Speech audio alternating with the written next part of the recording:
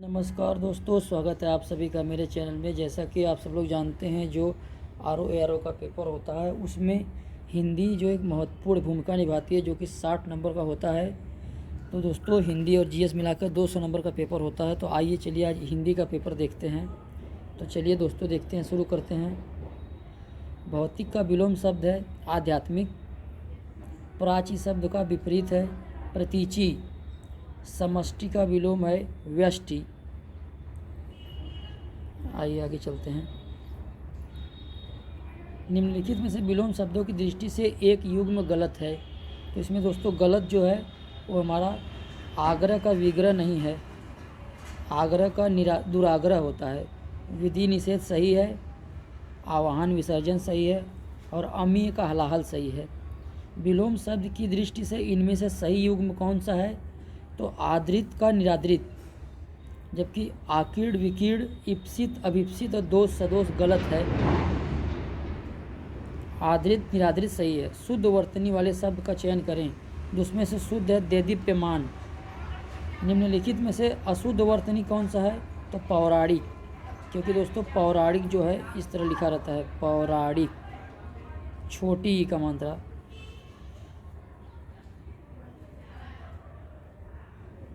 निम्नलिखित वाक्यों में शुद्ध वाक्य कौन सा है? तो शुद्ध वाक्य दोस्तों जो हमारा है सी वाला है।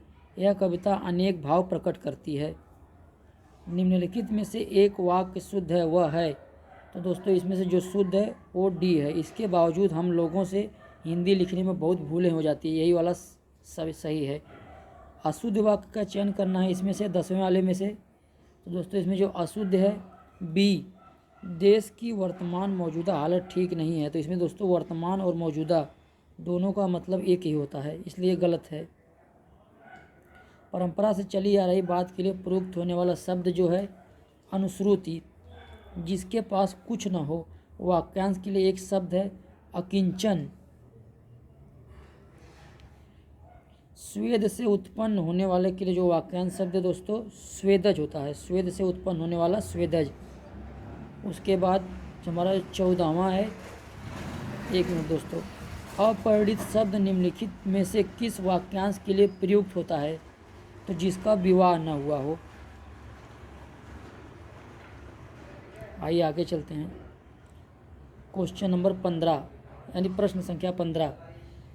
निम्नलिखित में से किस वाक्यांश के लिए दुर्निवार शब्द प्रयुक्त होता है? तो जिसे दूर करना कठिन हो। निम्नलिखित में से तत्सम शब्द कौन सा है? तो तत्सम शब्द दोस्तों हमारा जीर्ण है, जबकि दही, गयंद और गाहक तद्भव है। दही का तत्सम दधि होता है, दधि। गाहक का ग्राहक। और दोस्तों जो हमारा गयंद है उसका तत्सम होता है गजेंद्र। अगहन का तत्सम रूप क्या है? तो अग्रहायण।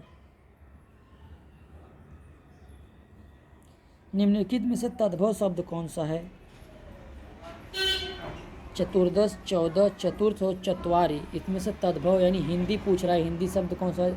तत्सम मतलब संस्कृत होता है और दोस्तों तद्भव मतलब हिंदी एक तरह से देखा जाए तो इसमें से जो हमारा तद्भव शब्द है ये है 14।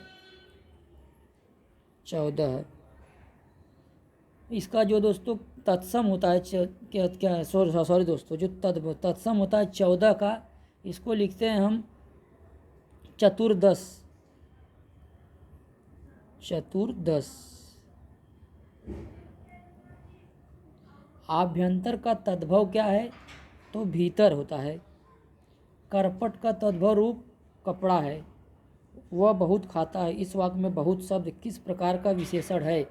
तो दोस्तों एक मिनट, वह बहुत खाता है, तो इसमें जो बहुत शब्द है अनिश्चित परिमाणवाचक विशेषण है।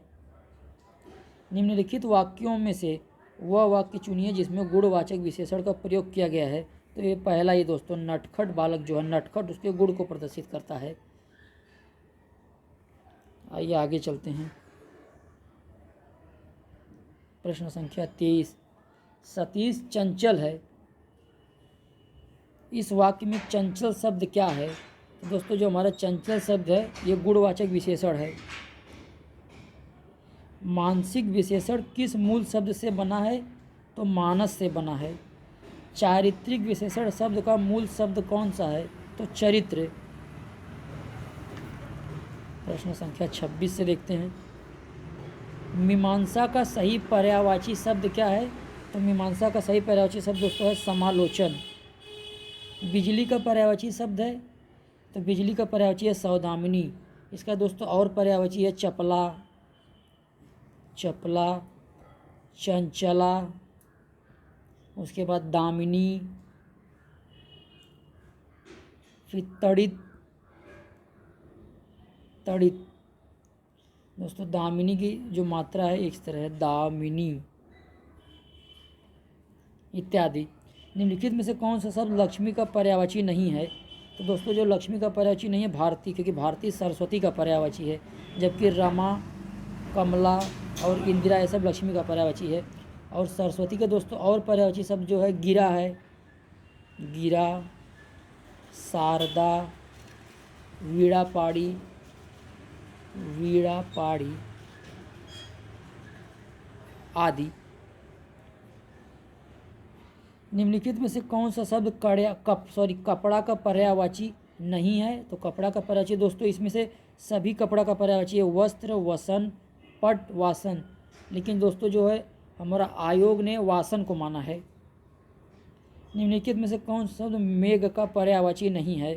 तो जो मेघ का पर्यायवाची है दामोदर नहीं है, बाकी मेघ के पर्यायवाची हैं, जैसे पयोधर, वारिधर, जलधर, ये सब मेघ के पर्यायवाची हैं दोस्तों। दामोदर मेघ का पर्यायवाची नहीं है। आविर्भूत का सही विलोम शब्द क्या है? तो आयुर्वेद का जो सही विलोम शब्द दोस्तों वो है तिरोभूत। क्षणिक का सही विलोम शब्द, तो दोस्तों जो हमारा क्षणिक का विलोम शब्द है वो है शाश्वत। आइए आगे चलते हैं। अग्रज का विलोम, अग्रज का अनुज होता है दोस्तों, अग्रज का अनुज। निम्नलिखित में से विलोम शब्द की दृष्टि से एक युग्म गलत है? तो हमारा जो गलत है वो है दोस्तों चौथा डी, अनुचर का परिचय नहीं होता। बाकी मौन का मुखर सही है, बर्बर सभ्य सही है, शानदार का शर्मनाक सही है, जबकि हमारा अनुचर का परिचय नहीं होता दोस्तों। परिचर का विलोम शब्द परिचारिका होता है, जबकि परिचर का विलोम शब्द जो है वो परिचारिका होता है। विलोम शब्दों की दृष्टि से इनमें से एक युग्म गलत है, तो हमारा जो आच्छादित का परिच्छन्न यही गलत है। बाकी अमित परिमित सही है, सत्कार तिरस्कार सही है, सुख दुख सही है। जो हमारा आच्छादित का परिच्छन्न है दोस्तों वो गलत है, क्योंकि परिच्छन्न का अपरिच्छन्न होता है, अपरिच्छन्न। वो वर्तनी की दृष्टि से शुद्ध शब्द कौन सा है? तो शुद्ध शब्द जो दोस्तों विवर्त है। उसके बाद जो हमारा चिन्ह गलत है, अनुग्रहित गलत है, विरहड़ी गलत है, क्योंकि दोस्तों चिन्ह इस तरह लिखा है। एक मिनट देखिए, लिखा आपको बताता हूँ। चिन्ह, ये हमारा चिन्ह है। एक मिनट दोस्तों, ये गलत है, सॉरी दोस्तों, एक मिनट। चिन्ह जो है ये इस तरह रहेगा, ह के अंदर, और अनुग्रहित नहीं, अनुगृहित होता है, अनुगृहित। उसके बाद जो हमारा है विरहड़ी, विरहड़ी नहीं होता, विरहिड़ी होता है, विरहिड़ी। शुद्ध वर्तनी वाला शब्द का चयन करें।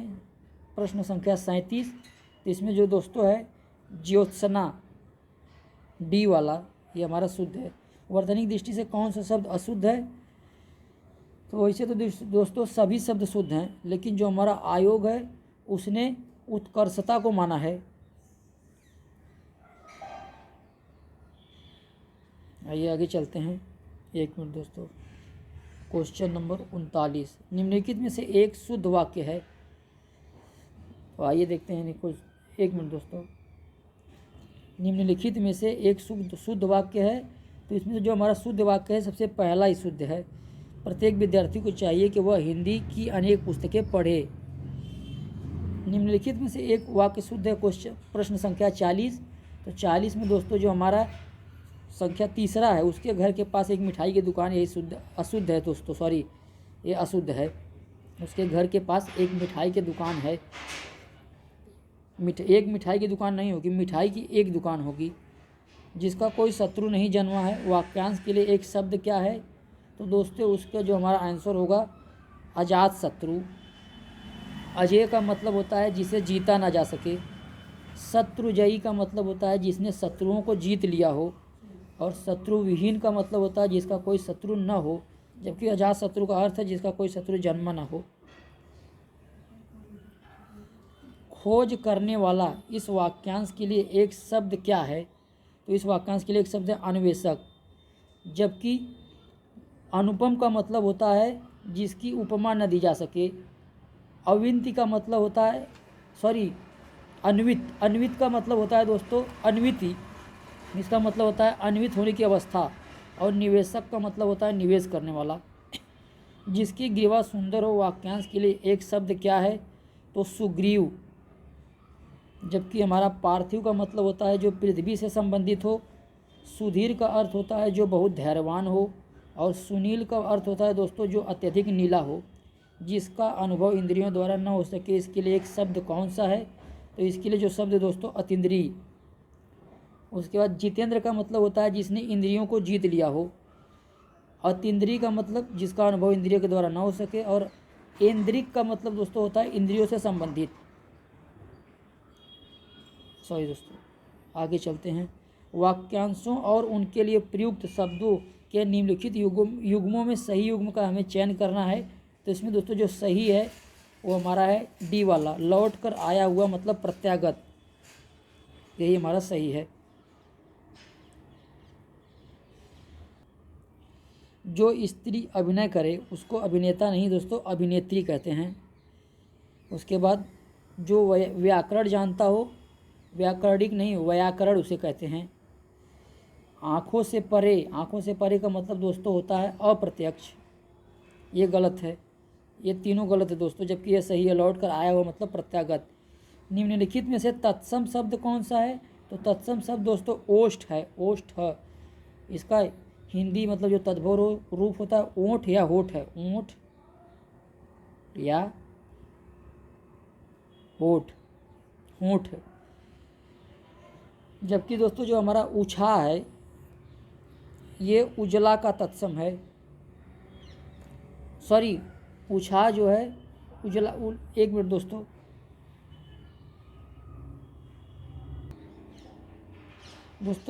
एक मिनट दोस्तों, डिजिटल मिस्टेक हो रहा है। हाँ, जो निम्नलिखित में से तत्सम शब्द है तो ओष्ठ, इसका हिंदी ओंठ या होठ होता है। जबकि ऊछा का तत्सम उत्साह होता है, उत्साह। उल्लू का उलूक और उजला का उजाला, उजाला। आइए आगे चलते हैं। परिवा का तत्सम रूप क्या है? परिवा का तत्सम रूप, तो परिवा का तत्सम होता है प्रतिपदा, परिवा का तत्सम प्रतिपदा। उसके बाद दोस्तों निम्नलिखित में से एक तद्भव शब्द है, तो तद्भव शब्द इसमें जो हमारा है वानर है। बाकी आंसू, एकत्र, उच्च, ये जो दोस्तों है तत्सम है। आइए आगे चलते हैं। एक मिनट दोस्तों, दोस्तों मैंने आपको 48 वाला शायद नहीं बताया, तो देख लेते हैं क्वेश्चन नंबर 48। निम्नलिखित तत्सम तद्भव शब्दों का संगत युग्म है तो खर। एक मिनट दोस्तों, तो इसमें जो हमारा है सी यानी पर्यंक का पलंग, यही सही है, बाकी सब गलत है। घोटक जो दिया है, घड़ा दिया हुआ है तो घड़ा का घोटक नहीं घट होता है। उसके बाद सत्य का सच होता है, सत्य का सच, तद्भव जो होता है सच। एक मिनट दोस्तों, घड़ा का घट, सत्य का सच। उसके बाद सक्तु का सत्तु होता है, सक्तु जो दिया हुआ है उसका सत्तु होता है।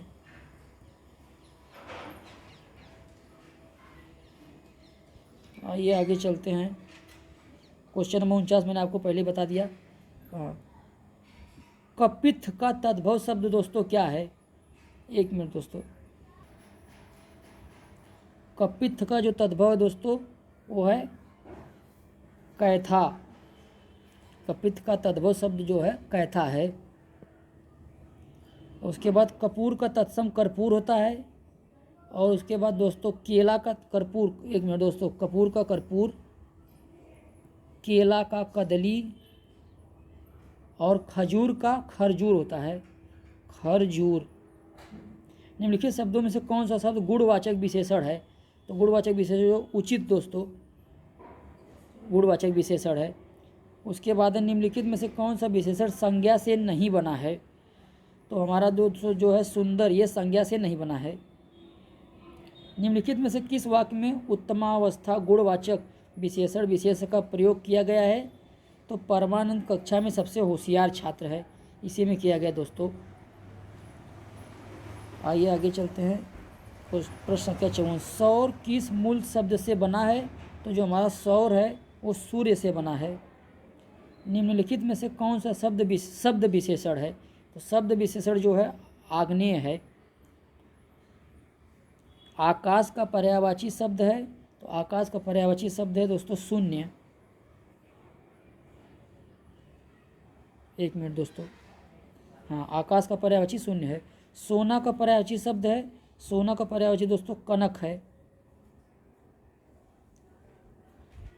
उसके प्राण पखेरु उड़ गए, इस वाक्य में, इस शब्द में यह शब्द किसका पर्यायवाची है? सॉरी दोस्तों, उसके प्राण पखेरु उड़ गए, इस वाक्य में पखेरु शब्द किसका पर्यायवाची है? तो पखेरु शब्द जो है पक्षी का पर्यायवाची है। जो हमारा पखेरु शब्द है, पक्षी को पखेरु कहते हैं। निम्नलिखित में से कौन सा शब्द चंद्रमा का पर्यायवाची नहीं है? तो दोस्तों चंद्रमा का पर्यायवाची सलील नहीं है, क्योंकि सलील जल का पर्यायवाची है। जल को और हम कहते हैं अम्बु, नीर, तोय आदि, जबकि सुधांशु, सुधाधर, सुधाकर ये सब चंद्रमा का है। निम्नलिखित शब्दों में से एक शब्द माता का पर्यायवाची नहीं है। तो दोस्तों माता का पर्यायवाची अम्बु नहीं है, अभी मैंने आपको बताया अम्बु जल का पर्यायवाची है, जबकि अम्ब, अम्बा और जननी ये सब माता का पर्यायवाची है। धन्यवाद दोस्तों, आज हिंदी यहीं समाप्त हुई। और यदि इसमें कुछ गलती होती तो आप उसे कमेंट करें और नीचे लिख दें, ताकि मैं और बच्चे उसे देख सकें और मैं सुधार सकूं आगे। कमेंट देखने के बाद आप लोगों का यहीं पर ख़त्म करते हैं।